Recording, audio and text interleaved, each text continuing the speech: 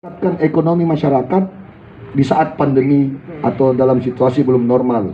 Sehingga langkah-langkah itulah dilakukan beberapa subprogram, baik itu namanya Satgas Hunter, kemudian ada namanya Detektor, dan kemudian namanya Satgas Raika, dan yang terakhir ini adalah Swab on the road.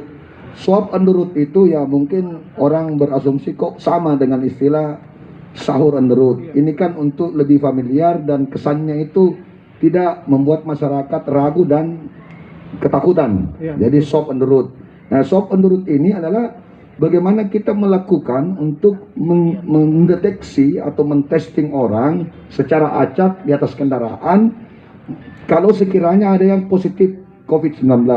Kenapa? Kalau kita sudah menemukan positif rate di atas kendaraan, maka langkah selanjutnya adalah melakukan tracing.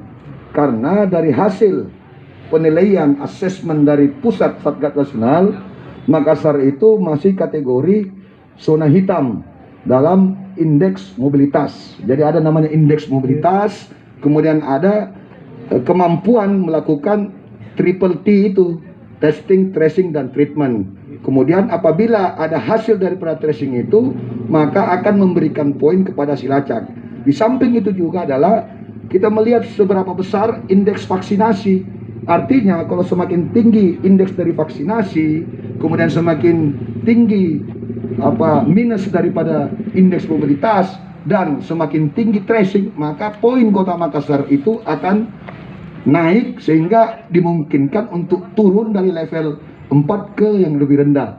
Karena kalau hanya mentesting orang yang positif itu sudah pasti, tapi yang kita harapkan bagaimana memutus mata rantai penyebaran yang dideteksi positif, itulah tracing. Kalau jumlah positivity rate, tentu Makassar masih jauh lebih rendah dibanding di kota-kota di Jawa. Tapi kita dilihat adalah upaya kita, dan kita bersyukur Bapak Wali Kota itu telah melakukan berbagai upaya. Untuk itu dengan swab on the road itu kita melibatkan semua stakeholder dari teman-teman TNI Polri untuk bersama-sama menghadapi COVID-19 ini. Termasuk di dalamnya swab on the road disandingkan dengan